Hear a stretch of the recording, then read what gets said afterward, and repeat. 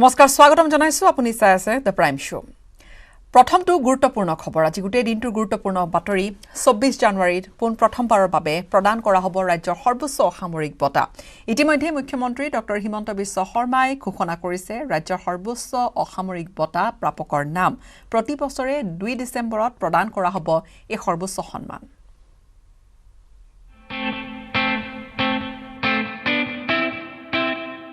জাতীয় জীৱনলৈ অৰিহণা যোগোৱা লোকলৈ ৰাজ্য চৰকাৰৰ অসামৰিক সন্মান এতিয়াৰে পৰা প্ৰদান কৰা হ'ব ৰাজ্য চৰকাৰৰ সৰ্বোচ্চ অসামৰিক সন্মান অসম বৈভৱ কেবিনেটত সিদ্ধান্ত গ্ৰহণৰ পিছতে মুখ্যমন্ত্ৰী ডক্টৰ হিমন্ত বিশ্ব শৰ্মাৰ আনুষ্ঠানিক ঘোষণা আগবঢ়োৱা হ'ব অসম সৌৰভ আৰু অসম গৌৰৱ বঁটা অসমবাসীক অকৃত্ৰিমভাৱে সহায় আগবঢ়াই থকাৰ কামত ব্ৰতী হোৱা মহানুভৱসকলক অসামৰিক সন্মানেৰে বিভূষিত কৰাৰ কথা ঘোষণা কৰিছিল এটা হ'ল অসম বৈভৱ নামে নামাকৰণ কৰিছিল দ্বিতীয় অসামৰিক সন্মান হ'ব সেইটোৰ নাম হ'ব অসম সৌৰভ থাৰ্ড চিভিলিয়ান বঁটা হ'ব সেইটোৰ নাম হ'ব অসম গৌৰৱ জাপি শৰাই আৰু আমাৰ গায়ন বায়নৰ দৃশ্যৰে আমি তিনিটা বঁটা নিৰ্বাচিত কৰিছো এই বছৰ ৰতন টাটালৈ আগবঢ়োৱা হ'ল অসম বৈভৱ বঁটা 5 লাখ টকা অৰ্থৰ লগতে বঁটা থাকিব বছৰি 2 লাখ টকা চিকিৎসা ব্যয়ৰ সুবিধা অসম বৈভৱ বঁটা যিজনে পাব তেওঁলোকক ৰাজ্য চৰকাৰে 5 লাখ টকা আৰু তেওঁৰ যিটো মেডিকেল ট্ৰিটমেণ্টৰ খৰচ ৰাজ্য চৰকাৰে বহন কৰিব অসম বৈভৱ আমি শ্ৰী ৰতন নাভাল টাটা তেখেতলৈকে আগবঢ়াইছো অসমৰ কেঞ্চাৰ কেয়াৰ ফাউণ্ডেশ্যনৰ উদ্যোগেদি আৰু যাৰ 10খন হস্পিটেল এই বছৰত নিৰ্মাণ সম্পূৰ্ণ হ'ব এই গোটেই প্ৰজেক্টটোত উদ্যোগ লৈছিল শ্ৰী ৰতন টাটা ডাঙৰীয়াই অসমবাসীৰ প্ৰতি এই অৱদানৰ স্বীকৃতি স্বৰূপে অসমৰ ৰাইজে এই বছৰ তেখেতক অসম বৈভৱ সন্মানেৰে সন্মানিত কৰিছে 4 লাখ টকা অৰ্থৰ লগতে 3 লাখ টকা চিকিৎসা সাহায্যৰ অসম সৌৰভ সন্মান বছৰি 3জন লোকক আগবঢ়োৱা হ'ব অৱশ্যে এইবাৰ ৰাজ্য চৰকাৰৰ দ্বিতীয় সৰ্বোচ্চ অসামৰিক সন্মান অসম সৌৰভ বঁটা লাভ কৰিছে 5 গৰাকীয়ে বঁটা লাভ কৰিছে কটন বিশ্ববিদ্যালয়ৰ প্ৰবক্তা কমলেন্দু দেৱগৌৰী NHMৰ মিছন সঞ্চালক লক্ষ্মণন এছ বাণিজ্যিক প্ৰশাসক দীপক চান্দ অলিম্পিক পদক বিজয়ী বক্সাৰ লাভলীনা বৰগোহাঁই আৰু প্ৰথিতযশা চিত্ৰশিল্পী নীল পৱন বৰুৱাই অসম সৌৰভ 4 লাখ টকা হ'ব কিন্তু তেওঁলোকৰ মেডিকেল ট্ৰিটমেণ্ট বছৰি 3 লাখ টকালৈকে চৰকাৰে দায়িত্ব ল'ব অসম সৌৰভ আঁচনিৰ বাবে আমি প্ৰফেচাৰ কমলেন্দু দেৱ ক্ৰৰী তেওঁ নিউয়ৰ্ক একাডেমী অৱ ছায়েন্সৰ সদস্য অসমৰ শিক্ষা জগতলৈ এক বিশেষ বৰঙণি আগবঢ়াইছিলে ছেকেণ্ড আমি NHMৰ mission director doctor Lakshmanan S COVID মহামাৰীৰ বিৰুদ্ধে চলা সংগ্ৰামখনত অত্যন্ত নীৰৱেৰে দিনে প্ৰায় 20 ঘণ্টা কেতিয়াবা 19 ঘণ্টা নীৰৱে কাম কৰি থকা অসম সৌৰভ আঁচনিৰে সন্মানেৰে বিভূষিত কৰিছে তৃতীয়জন ব্যক্তি হ'ল ডক্টৰ দীপক চান্দ জৈন তেখেত former director of Sasin graduate institute of business administration university of Bangkok চতুৰ্থতে আমি আগবঢ়াইছো শ্ৰীমতী লভলীনা বৰগোহাঁই আৰু পঞ্চমত আমি অসম সৌৰভ আঁচনি আগবঢ়াইছো শ্ৰী নীল পৱন বৰুৱা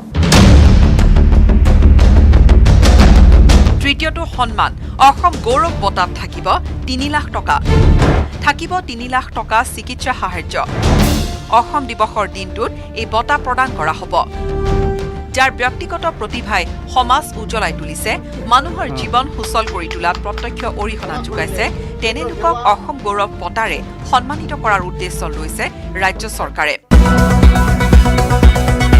এই বছৰ অসম গৌৰৱ বঁটা লাভ কৰিছে স্বাস্থ্য বিভাগৰ সঞ্চালক মনীন্দ্ৰ নাথ নাটে GMCHৰ প্ৰবক্তা বসন্ত হাজৰিকা বাহুবলী কণীৰ উৎপাদন কৰি সমাদৃত হোৱা আকাশজ্যোতি গগৈ, উদ্যোগী Manoj Kumar Basumatary, পৰ্বতাৰোহী খৰসিং Teron, Covid যোদ্ধাক lunch box যোগানেৰে চৰ্চিত হোৱা মিলিজুলি আত্মসহায়ক গোটৰ সদস্য ববি হাজৰিকা, গামোচাত গুণমালা নামঘোষা লিখা হেমপ্ৰভা চুতীয়া, স্বাস্থ্য বিভাগৰ ANM নমিতা কলিতা, ভেকচিন ল'বলৈ সজাগতা সৃষ্টি কৰা বনিতা মমিন, চোৰাং চিকাৰী ৰোধত অৰিহণা যোগোৱা বন সংৰক্ষক ধৰণীধৰ বড়ো, অসমৰ ভোট জলকীয়া ৰপ্তানিৰে অসমীয়া যুৱকৰ বাবে আদৰ্শ হৈ পৰা কৌশিক বৰুৱা, পোষণ অভিযানত বিশেষ ভূমিকা গ্ৰহণ কৰা অংগনবাদী কৰ্মী কল্পনা বড়ো আৰু বি বৰুৱা চিকিৎসা প্ৰতিষ্ঠানত বোন মেৰো চিকিৎসাৰ যোগেদি চৰ্চিত হৈ পৰা হিমাটলজিষ্ট ডক্টৰ আসিফ ইকবাল। প্ৰতি বছৰে অসম দিৱসৰ দিনাই এই বঁটাসমূহ প্ৰদান কৰা হ'ব যদিও এই বছৰৰ বঁটাসমূহ অহা 24 জানুৱাৰীত প্ৰদান কৰা হ'ব। মোক যি বঁটা প্ৰদান কৰিছে তাৰ কাৰণে মই পৰামৰ্শ দুখ লাগিব হৈছোঁ। মোৰ নথৈ আনন্দিত হৈছোঁ। মই অসমবাসী তথা অসম চৰকাৰক সকলোকে আন্তৰিক শ্ৰদ্ধা কৃতজ্ঞতা জনাইছোঁ আৰু লগতে মই সকলোলৈকে মোৰ সেৱা আগবঢ়াইছোঁ। বলেন ভট্টাচাৰ্যৰ report, news 18 Assam north east. আৰু এই মুহূৰ্তত আন কিছু খবৰলৈ আমি আগবাঢ়িম। এইকেইটা দিন আমি আপোনালোকক দেখুৱাই গৈছোঁ নাগালেণ্ডৰ পৰিৱেশ, নাগালেণ্ডৰ কিছামা ভিলেজ, য'ত বৰ্তমান অনুষ্ঠিত হৈ আছে হৰ্ণবিল ফেষ্টিভেল। উৎসৱৰ উৎসৱ বুলি কোৱা হয় হৰ্ণবিল ফেষ্টিভেলত, আৰু তাত নাগালেণ্ডৰ বিভিন্ন বাৰেৰহণীয়া কৃষ্টি সংস্কৃতিৰ খুব সুন্দৰ সমাহাৰ ঘটিছে। উৎসৱৰ স্থলী নাগালেণ্ড, উত্তৰ পূৰ্বাঞ্চলৰ মনোমোহা ৰাজ্য, প্ৰাকৃতিক পৰিৱেশেৰে ভৰপূৰ নাগালেণ্ডত সম্প্ৰতি চলি আছে আকৰ্ষণীয় হৰ্ণবিল ফেষ্টিভেল, আৰু হৰ্ণবিল ফেষ্টিভেলত সমাহাৰ ঘটিছে দেশী বিদেশী পৰ্যটকৰ। আমি এই মুহূৰ্তত পোনে পোনে আপোনালোকক লৈ যাবলৈ বিচাৰিম। তাত উপস্থিত আছে আমাৰ জ্যেষ্ঠ সাংবাদিক বিপুল বৰ্মন। বিপুল বৰ্মনৰ ওচৰলৈ। নাগালেণ্ডক কোৱা হয় লেণ্ড অফ ফেষ্টিভেলছ।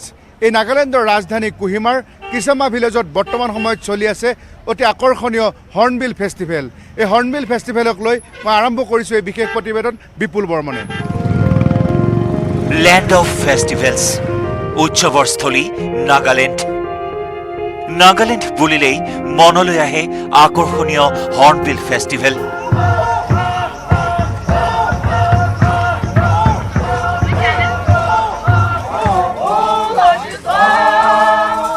সম্প্ৰতি নাগালেণ্ডৰ ৰাজধানী চহৰ কোহিমাৰ নাতিদূৰৈৰ কিছামা ভিলেজত চলি আছে হৰ্ণবিল ফেষ্টিভেল। কোভিড পৰিস্থিতি কিছু পৰিমাণে হাম কটাত হৰ্ণবিলৰ আনন্দত জঁপিয়াই পৰিছে পৰ্যটক। কিছামাৰ নাগা হেৰিটেজ ভিলেজত ভিৰ কৰিছে দেশী বিদেশী অগণন পৰ্যটকে। Hello everybody, I'm come from Italy and I'm here in Hörnbill Festival to lead today's masterclass of theater. This is your first time visit in Nagaland? Yeah, first time. It's a very beautiful place, full of nature, good people, so I'm very impressed. Maharashtra है, पुणे से। बढ़िया है, एकदम बढ़िया है। Culture एकदम, atmosphere एकदम बढ़िया है। कल्चर हाँ पहली बार है, और बाइक में से हम 2000 किलोमीटर ये करके बाइकिंग करके इधर आए। It was indeed a very beautiful place. I got to see many more and learn about history as well. The artifacts which were there, it was captured very beautifully, maintained very neatly, and I think everyone should visit. নাগালেণ্ডত আছে 16টা জনগোষ্ঠী: আও, আংগামী, ৰেংমা, জিলিয়াং, কুকি, কছাৰী, চাখেচাং, পুচুৰী, চাং, কন্যাক, foam, কিমুংগান, য়ামচুংগাৰ, Sangtam, Lotha আৰু চুমি। এই জনগোষ্ঠীসমূহে hornbill প্ৰকল্পৰ মূল গ্ৰাউণ্ডত পৰিৱেশন কৰে নিজ নিজ জনগোষ্ঠীয় নৃত্যগীত।